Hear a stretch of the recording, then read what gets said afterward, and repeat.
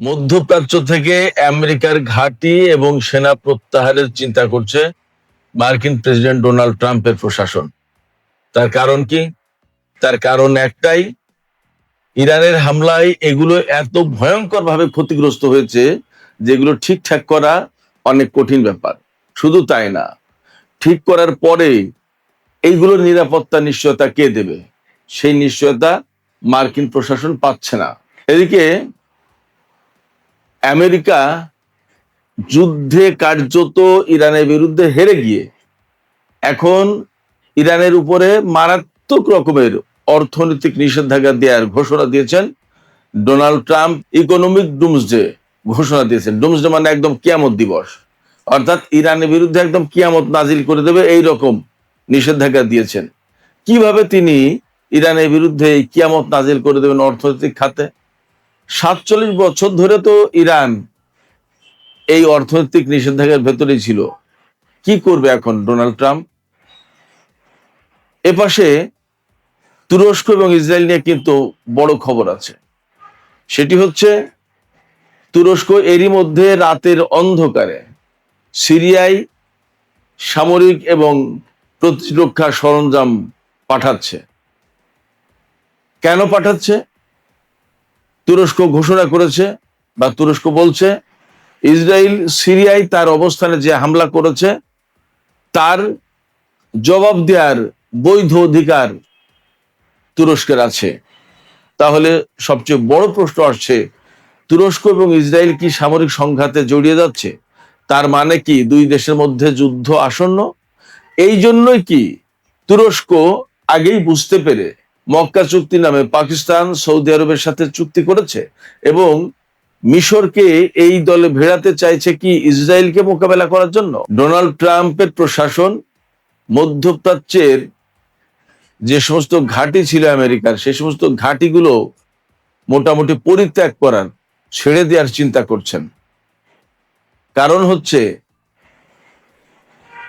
যে এই যে 6 মাস ধরে কম বেশি যে যুদ্ধ চলেছে ইরানের সাথে, এই যুদ্ধে মার্কিন ঘাঁটিগুলো ব্যাপকভাবে ক্ষতিগ্রস্ত হয়েছে।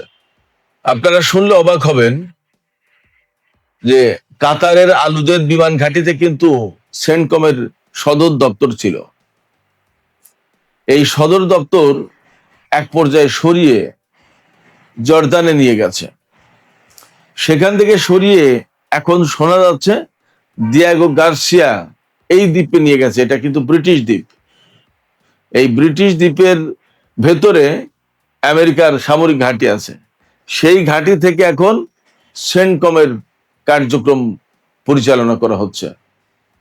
ওমান উপকূল থেকেই সেন্টকমের দূরত্ব হচ্ছে 3500 থেকে 4000 কিলোমিটার পথ, ইরান থেকে আরো দূর। সেক্ষেত্রে অনেক দূর থেকে এখন সেন্টকমের কার্যক্রম পরিচালনা করতে হচ্ছে। শুধু এখানে শেষ কথা না, মধ্যপ্রাচ্যের বিভিন্ন ঘাঁটিতে যে সমস্ত আমেরিকার সেনা মোতায়েন ছিল তাদেরকেও মধ্যপ্রাচ্য থেকে, অর্থাৎ এই সমস্ত ঘাঁটি থেকে আমেরিকায় সরিয়ে নিয়ে যাওয়ার চিন্তা করা হচ্ছে। এই কথা কিন্তু আমার না, এই কথা খোদ ওয়াশিংটন পোস্ট এই খবর দিয়েছে।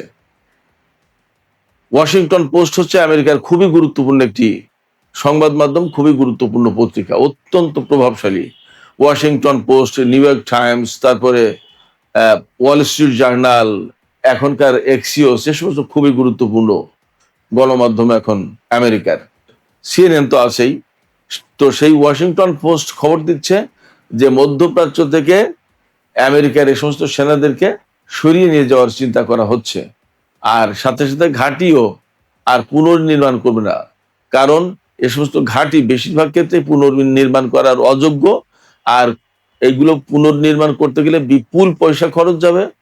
এবং সবচেয়ে বড় কথা, এই ঘাঁটিগুলো পুনর্নির্মাণ করলো বা করা শুরু করলো, আবার যদি সেখানে ইরান হামলা চালায় তাহলে কি করবে?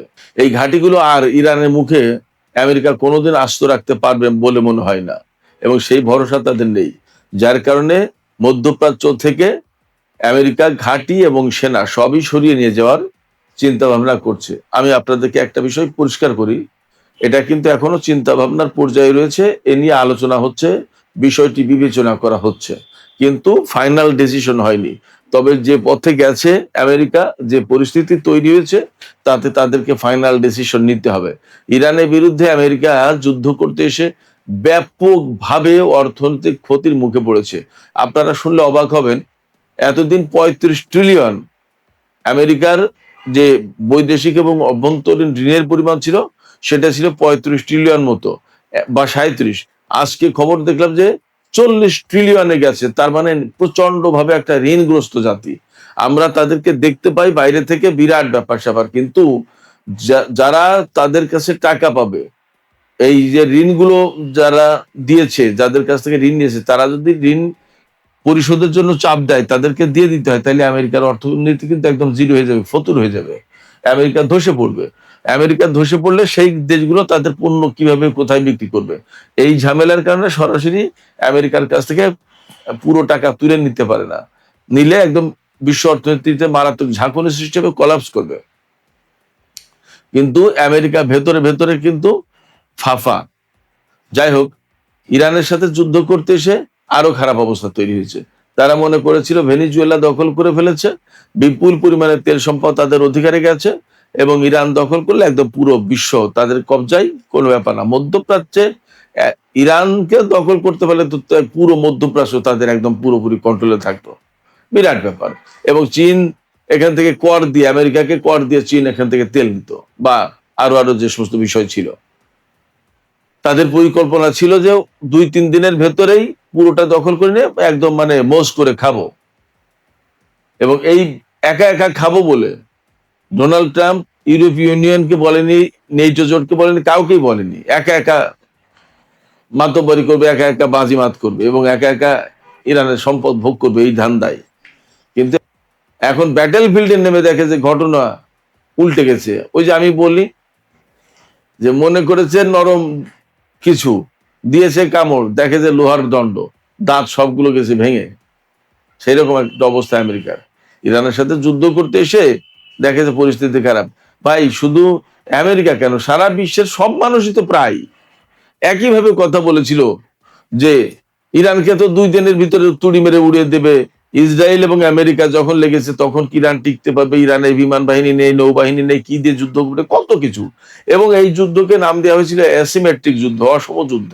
মানে ইরান একটা খুব দুর্বল ছোট ফকির দেশ, আর আমেরিকা বিরাট হাতি পালোয়ান, তার সাথে যুক্ত হয়েছে ইসরায়েল। এই যুদ্ধকে অ্যাসিমেট্রিক যুদ্ধ বলেছে সবাই, আমি শুধু কখনো বলিনি অসম যুদ্ধ। আমি সবসময় বলেছি এই যুদ্ধে ইরান প্রচন্ড ভাবে শক্তিমত্তা নিয়ে লড়াই করবে। শুধু তাই না, সম্ভবত বিশ্বে আমি একমাত্র ব্যক্তি যে ব্যক্তি বলেছে ইরান তার বিমান শক্তি দেখাতে পারে, সক্ষম, দেখাবে। আমার এই কথা ফেসবুকে পোস্ট দেখে বা ইউটিউবে আলোচনা শুনে সবাই হাসাহাসি করেছে।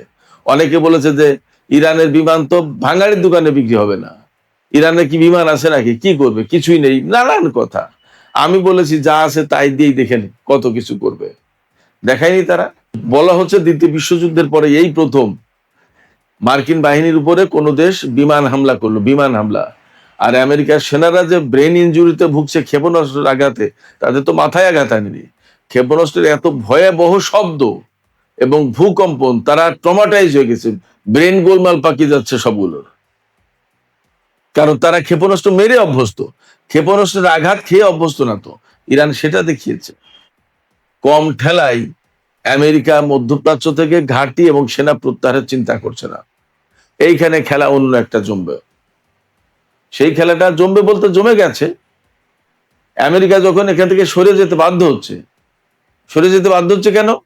কোনো মতেই রাজনৈতিক কূটনৈতিক চাপের কারণে না, একেবারে সরাসরি সামরিক সক্ষমতা দিয়ে ইরান আমেরিকাকে এই কাজ করতে বাধ্য করছে। এখন এটা সামরিক বিজয় ইরানের। তো সামরিক দিক দিয়ে যখন এই রকমের চাপ সৃষ্টি করেছে, আমেরিকাকে নতজানু করে ফেলেছে, তখন এই যে আমির উমরা সাহেব, রাজা বাদশারা মধ্যপ্রাচ্যে যারা ছিলেন এবং তাদের প্রভু আমেরিকাকে যারা এতদিন এখানে আশ্রয় দিয়েছিলেন, এবং আশ্রয় কেন, তার আমেরিকার নিরাপত্তার চাদরে তারা নিজেদেরকে আবৃত করে ফেলেছিল যে আমরা একদম সেফ, আমেরিকা আছে, সমস্ত সবকিছু তারা করবে। এখন আমেরিকা যখন চলে যাবে এখান থেকে, এই ঘাঁটিগুলোর কি হবে? এই জায়গায় সবচেয়ে বড় একটা প্রশ্ন আছে। এই যে মক্কা জোট হলো, এই মক্কা জোটের আসল উদ্দেশ্যটা কি? এই মক্কা জোট যদি ইসরায়েলকে মোকাবেলার জন্য বা আদার আদার শক্তি, তাদের শত্রু যারা, তাদের মোকাবেলার জন্য যদি গঠন হয়ে থাকে, সেটা এক হিসাব। আর এটা যদি ইরানকে মোকাবেলার বা ইরানের সাথে যে সমস্ত প্রক্সি ফোর্স আছে তাদের মোকাবেলার জন্য হয়, তাহলে কিন্তু আর এক হিসাব। এবং তখন আমেরিকা ইসরায়েলের সাথে যুদ্ধের পরে এই জোট, যে এই জোটের সাথে ইরান এবং এই প্রক্সি ফোর্সের যুদ্ধ হবে, এটা কিন্তু অনিবার্য। ব্যাপারটা যদি এইভাবে যায়, কেন বলছি এই কথা? বলছি এই কারণে, না, এই প্রসঙ্গটা আমি রাতের ভিডিওতে আলোচনা করি। মক্কা জোটের সাথে ইরানের কেন সংঘাত অনিবার্য হয়ে উঠতে পারে, আমি সেই প্রসঙ্গটা রাতের ভিডিওতে আলোচনা করি। এখন আর এদিকে যাব না, আমি ইসরায়েল এবং তুরস্ক প্রসঙ্গটা বলি। আর এর আগে আমেরিকা যে ইরানের উপরে ইকোনমিক ডুমস যে ঘোষণা করেছে, সেইটা নিয়ে একটু ছোট্ট করে আলোচনা করে তুরস্ক ইসরায়েল আলোচনা করে শেষ করব এখনকার ভিডিও। ডোনাল্ড ট্রাম্প ইরানের বিরুদ্ধে ইকোনমিক ডুমস যে ঘোষণা করেছে। ইকোনমিক ডুমস যে ঘোষণার মানে কি? এর মানে হচ্ছে যে ইরান কোনোভাবেই কারোর সাথে কোনো ব্যবসায়িক লেনদেন, কোনো আর্থিক লেনদেন পৃথিবীর কোনো দেশের সাথে করতে হবে না। আমেরিকা বলেছে ইরানের সাথে কোনো দেশ যদি সামান্যতম বাণিজ্য লেনদেন এই সমস্ত করে, অর্থনৈতিক কর্মকাণ্ড পরিচালনা করে, তার বিরুদ্ধে নিষেধাজ্ঞা দেওয়া হবে। এখন বিশ্বের বহু দেশ যদি মিলে বলে যে না, আমরা আমেরিকার এই কথা মানবো না, আমাদের প্রয়োজনে ইরানের সাথে আমাদের লেনদেন করতে হবে, আমরা করব, তাহলে আমেরিকা কি করবে? যদিও এই ব্যাপারটা একদম সহজ না, এটা বলবে না অনেকেই। কারণ পৃথিবীতে আমেরিকাকে উপেক্ষা করা বা আমেরিকার চোখে চোখ রেখে কথা বলার সাহস খুব কম দেশের নেতার, কম দেশের আছে, কম দেশের সরকারের আছে। যার কারণে তারা এই কথা বলতে পারবে না। তারা মুখে এক কথা বলবে আর অন্তরে আর এক কথা পুষে রাখবে। অন্তরে আমেরিকাকে ঘৃণা করবে, কিন্তু মুখে তার সাথে ঠিকই বন্ধুত্ব রাখবে। এগুলো হলো দ্বিচারিতা, ইসলামী পরিভাষায় মুনাফিকি বলা হয় সম্ভবত। যাই হোক, এটা শুধু মুসলিম দেশগুলো করছে না, হিন্দু, মুসলিম, বৌদ্ধ, খ্রিস্টান সবাই করছে। আমেরিকার সাথে সম্পর্ক রেখে তাদেরকে চলতে হবে।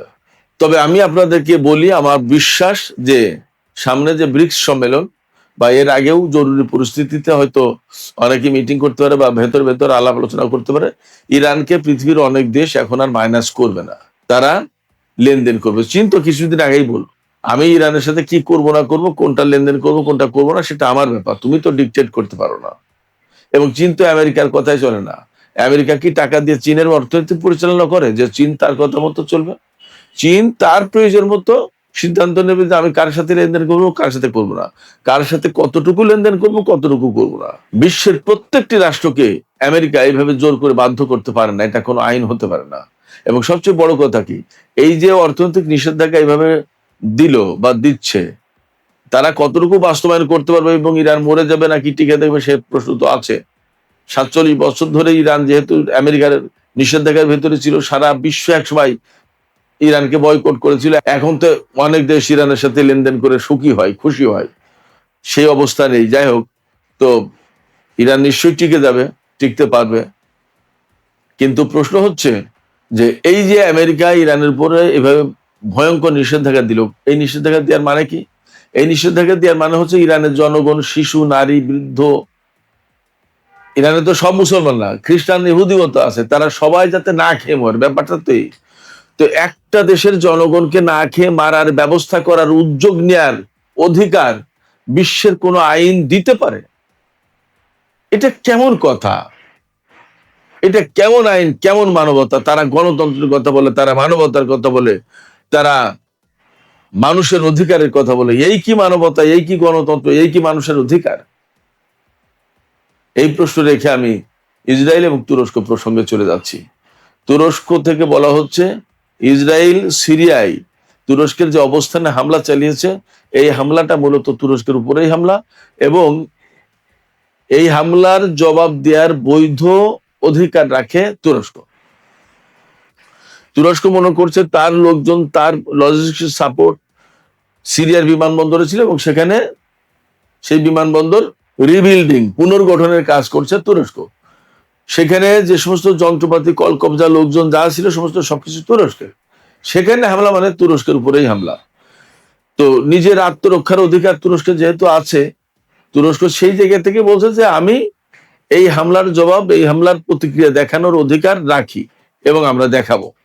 এবং আমি একটা ভিডিও ফুটেজেই দেখলাম, এটা বাইরের কোনো প্রচারণা নাকি আমি জানি না, বাট দেখলাম যে রাতের অন্ধকারে তুরস্ক সিরিয়ায় সামরিক সরঞ্জাম, প্রতিরক্ষা সরঞ্জাম এগুলো পাঠাচ্ছে এবং বলা হচ্ছে তুর্কি গোয়েন্দা সংস্থার তত্ত্বাবধানেই এই কাজগুলো করা হচ্ছে। এবং এখান থেকে ধারণা করা হচ্ছে বা বলা হচ্ছে যে তুরস্ক ইসরায়েলের বিরুদ্ধে একটা প্রতিশোধমূলক হামলা চালাতে পারে, বা ইসরায়েল যদি তুরস্কের বিরুদ্ধে আবার নতুন করে হামলা চালায় তা প্রতিরোধ করার জন্য এই সামরিক শক্তি সঞ্চয় করছে সিরিয়াতে। এবং চলতি মাসের শেষ দিকে তুরস্কের 4 দেশের বৈঠক আছে। গতকালকেই দাওয়াত দিয়েছে বিভিন্ন দেশের পররাষ্ট্রমন্ত্রীকে, পাকিস্তানের পররাষ্ট্রমন্ত্রীকে, মিশর, সৌদি আরবের পররাষ্ট্রমন্ত্রীকে। এই 4 দেশ হলো তুরস্ক, সৌদি আরব, মিশর এবং পাকিস্তান। এই 4 দেশের পররাষ্ট্রমন্ত্রীরা এই মাসের শেষের দিকে, আজকে তো 20 তারিখ, এই মাসের শেষের দিকে তারা বসবে।